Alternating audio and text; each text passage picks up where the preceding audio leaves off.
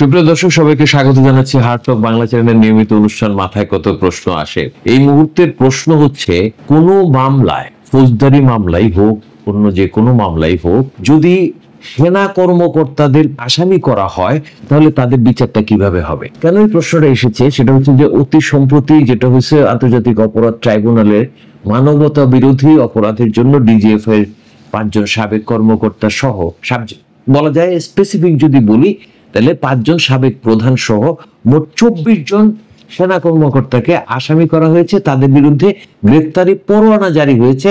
এখানে যদি আমরা সম্পূর্ণতা নিতে চাই তাহলে এটাও বলা দরকার যে এদেরকে যেন দ্রুত গ্রেফতার করা হয়, সেটা আবার বাণী দিয়েছেন হচ্ছে নাহিদ ইসলাম, এনসিপির সেই নেতা, আগে অন্তর্বর্তী সরকারের সদস্য ছিলেন। ওনাকে কেন এই কথাটা বলতে হলো সেটা আলাদা প্রসঙ্গ।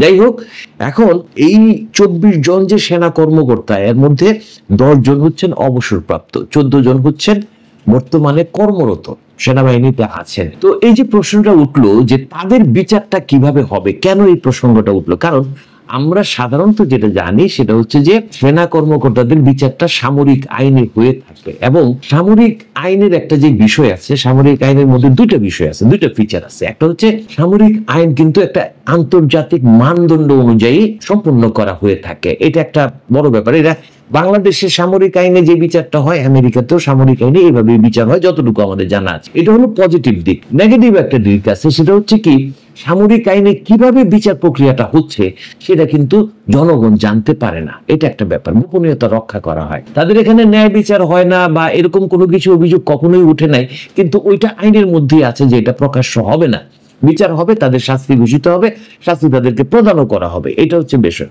এখন এই আলোচনাটা যে আসতেছে, এই আলোচনার মধ্যে বেশ কয়েক রকমের মত আসছে।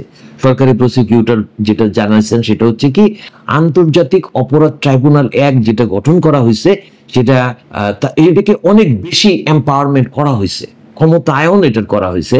এমনকি এটাও বলা হয়েছে, মানে ক্ষমতায়নটা কোন লেভেলে, দর্শক এটা বোঝানোর জন্য আমি বলতেছি, সেটা হচ্ছে যে যদি বাংলাদেশের সংবিধানের সাথেও এই আন্তর্জাতিক অপরাধ ট্রাইব্যুনাল 1 এর কোন ল বিধি সাংঘর্ষিক হয়, তাহলে সেক্ষেত্রে আন্তর্জাতিক অপরাধ ট্রাইব্যুনালের বিধিটাই গ্রহণযোগ্য হবে, এরকম মানে তার ক্ষমতা। তো সেই হিসেবে সরকারি প্রসিকিউটর বলতেছে যে আন্তর্জাতিক অপরাধ ট্রাইব্যুনালে তাদের বিচার হতে পারে, এবং এই যে তাদেরকে মানে সামরিক অফিসারদেরকে যে সরাসরি প্রচলিত যে ধারার যে বিচারের মুখোমুখি করা, এটার মধ্যে আরেকটা কারণ আছে। সেটা হচ্ছে যে আমরা একটা তথ্য জানি যে 2014 সালে নারায়ণগঞ্জে যে 7 খুন মামলার যেটা আসামি ছিল, তৎকালীন র্যাবে ছিলেন 3 জন সেনা কর্মকর্তা, তাদেরকে বিচার কিন্তু সাধারণ আদালতেই হয়েছে। তো এটা একটা উদাহরণ তৈরি হয়ে গেছে যে, তবে এখানে একটা বিষয় আছে, বেশ কিছু জটিলতা আছে। সেটা হচ্ছে কি, প্রথম কথা হচ্ছে সরকারের একটা আইন আছে যেটা কাউকে যদি দোষী সাব্যস্ত করা হয়, মানে তার বিরুদ্ধে যদি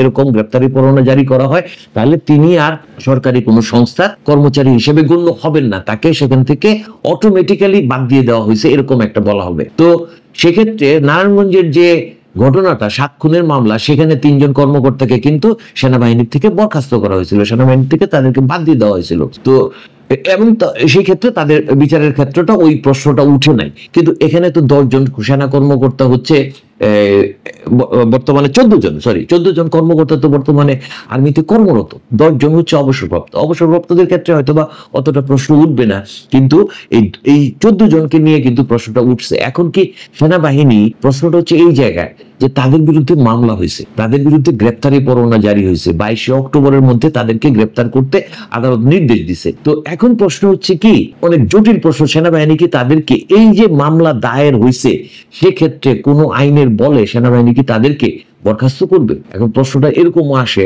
যে একজনের বিরুদ্ধে মামলা হইলে গ্রেপ্তারি পরোয়ানা জারি হওয়া মানেই কিন্তু এই না যে তিনি মানে অপরাধ। এটা আগে বিচার হইতে হবে, বিচারে প্রমাণ হইতে হবে যে তিনি অপরাধী কি না, এটা একটা প্রশ্ন। তাহলে সেক্ষেত্রে তারা যদি সেনাবাহিনীর থেকে বহিষ্কৃত না হন, তাহলে তাদেরকে সেনা আইনে বিচার না করে আন্তর্জাতিক অপরাধ ট্রাইব্যুনালের যে প্রকাশ্য আইন আছে, যেটা আমরা সবাই জানতে পারবো, সেই ধারায় বিচার করা যাবে কিনা, এই জটিলতা কিন্তু দর্শক কাটছে না। এবং কিভাবে কাটবে সেটা নিয়ে কিন্তু এক এক মুনির এক এক মত। কেউ বলতেছেন যে আন্তর্জাতিক অপরাধ ট্রাইব্যুনালের স্বাভাবিক আইনে তাদের বিচার করা সম্ভব, কিন্তু কেউ বলতেছেন যেহেতু তারা সেনাবাহিনীর সদস্য, সুতরাং তাদেরকে সেনা আইনি, সামরিক আইনেই বিচার করতে পারে।